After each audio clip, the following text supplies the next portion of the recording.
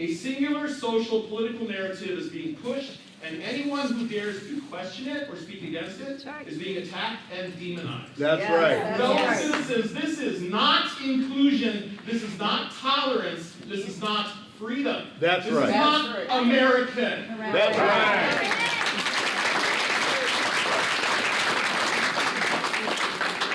I stand here tonight as one citizen representing thousands who are taking a stand against racism in any form. No matter what it may be labeled, let me clarify that in no uncertain terms that those who oppose critical race theory and the organization called Black Lives Matter are not racist. Right. We do not see ourselves as being better than anyone else. Right. We value all lives and the rights of every person, whether or not we have the same level of melanin in our skin. That's right. We cannot take disorders of character from all those who claim that they represent the traditions of Dr. Martin Luther King Jr. To be judged by your character and not your skin color. Right.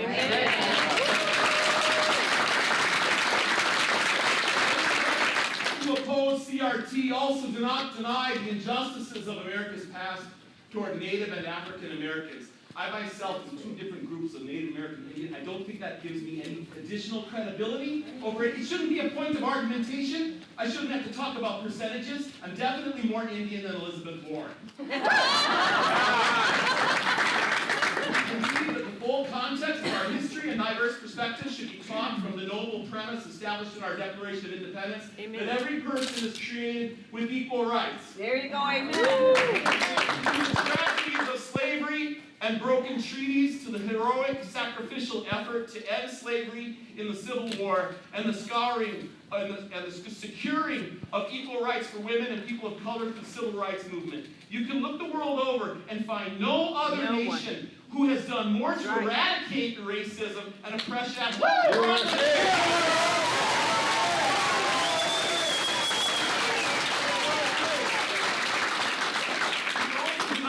The presence of racism today. However, we firmly believe that promoting new forms of racism will not heal already existent forms. That's right. Therefore, we reject critical race pedagogy because it teaches students to judge themselves by their skin color and group themselves either as white oppressors or oppressed people of color. And BIPOC, by the way, I don't think everyone appreciates being grouped into a new term called BIPOC.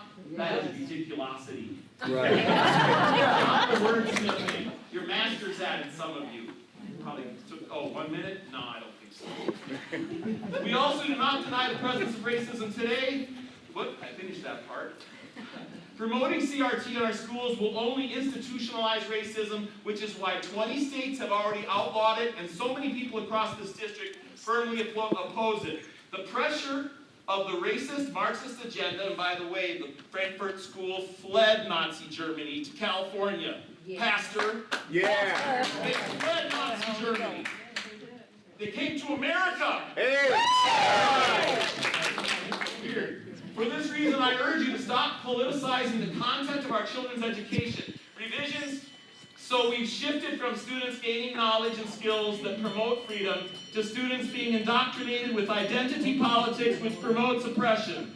This shift has happened before in the history of the world under Hitler in Nazi Germany and under Mao in Communist China. And some of the world's most heinous atrocities have followed. I represent the percentage of American... Okay, we'll continue this in the future. For the sake of your bell, I don't want you to wear out that brass bell. Better days.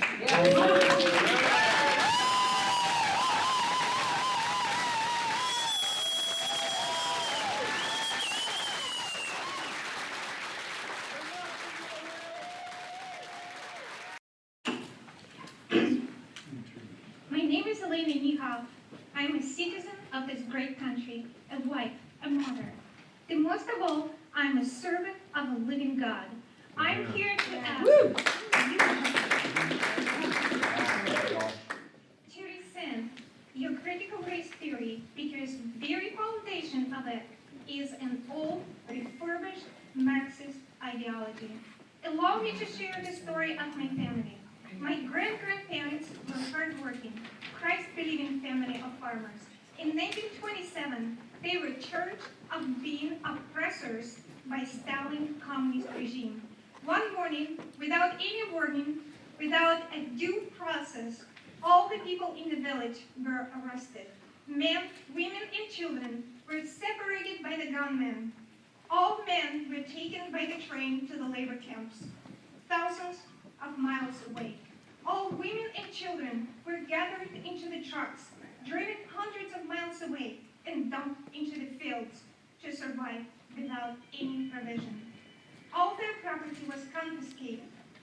That's how Stalin regime, communist regime, was solving the problem of labor for the big government construction projects.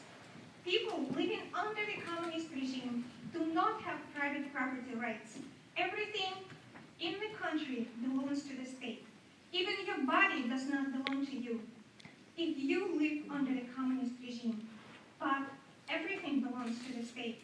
Many of those who disagree with Stalin regime were placed in the hospitals for insane and fed psychotropic medications until they stopped resisting. Even your soul does not belong to you if you live under the communist regime. You are not given choice to worship. Stalin communist regime burned most of the churches and Bibles in the country and murdered priests. The only deity people were allowed to worship were the top leaders of the Communist Party. God gave us gift of sovereignty and free will. He died on the cross to give us freedom to choose, even the freedom to choose Him or to reject Him. The choice is yours. I was told by Ms. Severson this is not a form and there will be no verbal response from the board. As paid elected officials of the Rochester School Board, I request a written response from each individual board member and the superintendent to my concerns. I do not want a group response. It is my understanding the open public comment period is now recorded as part of the meeting. My question is why? I'm about transparency and must see all concerns brought before the Rochester School Board recorded in an official record. I am a lifelong resident and a 1973 graduate of John Marshall High School. How many of the board members are graduates of District 535? I would like that response. I'm asking each board member to respond. Is it the role of an elected school board member to be neutral and impartial on all issues and educate our students? Or do you see your role as elected school board officials to indoctrinate our children? As 27-year-old retired federal law enforcement veteran, I speak to the entire board. I was raised, taught, and trained all life matters. The message you sent to our community by adopting the April 27, 2021 resolution suggests or implies somehow part of our community has been racist. Right. Title 18 U.S.C. Section 242, privatization rights under color of code. This statute includes police officers, which I was, prison guards and other law enforcement officers, as well as judges, care providers, and others who are acting as public officials, not to mention civil rights violations. I challenge each member of the school board and the superintendent to justify this resolution instead of following the law that is in place. To the member or members who wore Black Lives Matter masks during past school board meetings, your message might show you cannot be impartial in your decision process. In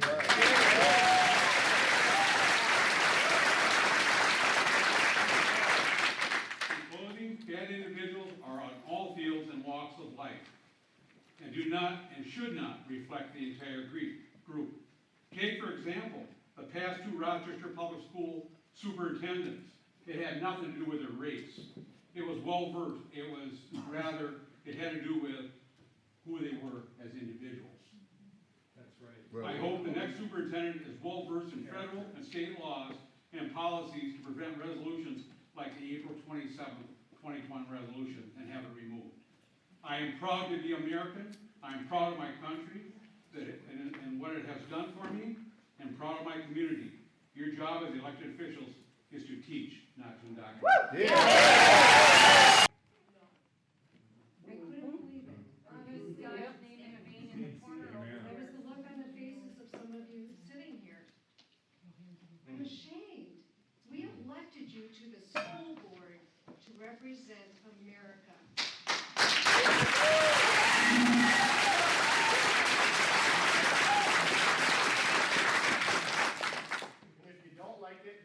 another country and teach it. There you go.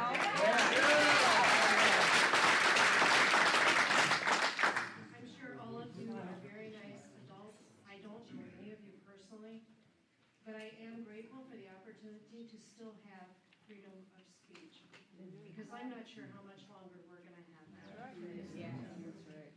I was upset about the website that you posted on April 27th this year, where you accepted government speech with Black Lives Matter, and you stated, Black Lives Matter, Brown Lives Matter, Indigenous Lives Matter, Stop Asian Hate, and All Lives Matter. After all of that, how racist is that comment?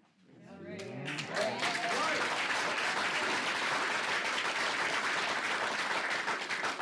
race theory is very misleading. It talks about equity instead of equality. Equality is defined and supported by the Declaration of Independence, defended in the Civil War, supported in the 14th and 15th Amendments, the Civil Rights Act of 1964, and the Voting Rights Act of 1965. Equality is ensuring that every individual has an equal opportunity to make the most of their lives and talents. Equity is defined as fairness and impartiality. There is a professor at UCLA who has proposed suspending private property rights, seize land and wealth with intent to redistribute them along racial lines. That's the other definition of equity. Yeah. Personal possessions that have worth like land and property, not equality. CRT is being promoted by a political force in the federal and state government. Federal law states that government is prohibited from setting curriculum or persuading states and local school districts to adopt certain curriculums. CRT is basically a curriculum. The federal Department of Education has mandated that all states will implement CRT as curriculum in all schools. This is against federal law. CRT creates reverse discrimination against the white population. Right.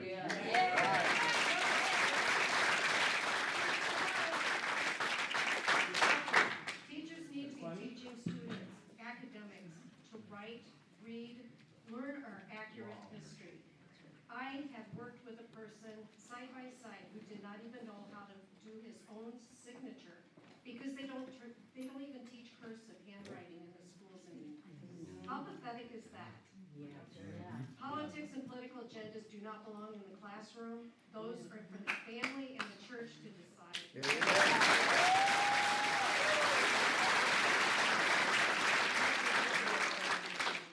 Constitution needs to be taught in schools so that students understand how our government works. Absolutely. Most people can't even tell you the 3 branches of government, and I would challenge each of you the same question.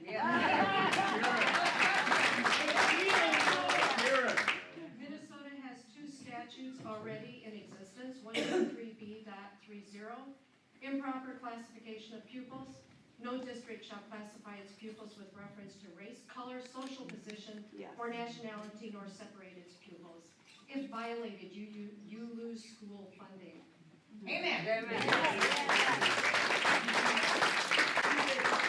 School board members, you were voted into this position. The true benefit of all of this is for the children. Do the right thing and do not allow CRT in our district, or we can vote you out, and we will.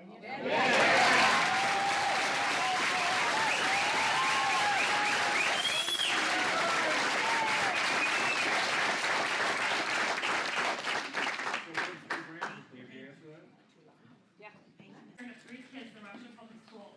I want to talk about the school's current mask policy as well as what I foresee coming this fall. The CDC's updated school guidance for this fall, released on Friday, states that, quote, masks should be worn indoors by all individuals age 2 and older, who are not fully vaccinated, quote. This is very concerning to me as a parent that has opted out of the COVID vaccine for my children based on deeply held religious convictions. As a result, my children would be forced to continue wearing a mask at school with no regard to the negative effects it is having on their well-being and development. My son Tristan, a 6-year-old at Pinewood, has learning disabilities, including speech apraxia and dyslexia. The mask policy adopted and implemented by the school makes it extremely difficult for Tristan to learn at his maximum capacity. These restrictions have severely limited him and caused learning delays, impacting his academic and social development.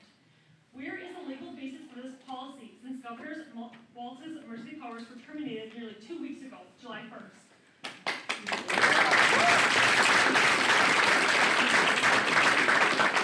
We don't have a state mandate, we don't have a city mandate, and why is there a school mandate? And I don't see any of you guys with a mask on. Just to be aware, okay?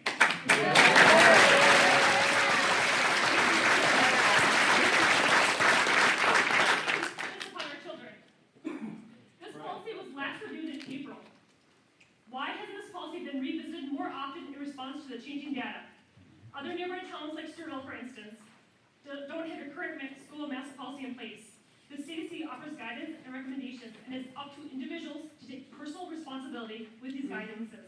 Yes. These CDC guidances are not law, and I do not consent to having my reading.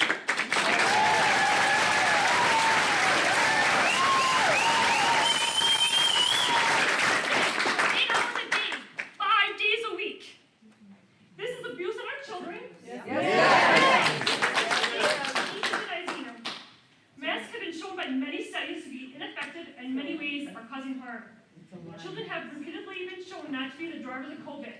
Additionally, children have almost zero chance of dying from COVID. Yep. Given this fact, why is the school forcing me, to risk the social, mental, psychological well-being of our children on this account? And let me remind you, what is the recovery rate for adults? Yesterday, when I dropped my son off for summer school, they refused to allow my son into the building, refused to educate him, refused to accommodate him, and refused to acknowledge his disabilities. At the request of the staff, the police came and threatened me with arrest if I did not leave. All because he was not deemed safe to be around other children unless he was covering his respiratory system. Is he sick? Provide the evidence. Where's the Please, science? provide that he's sick. And the science. Where's the science? Yeah, Trust it. Where is it? It's bullshit. Troy!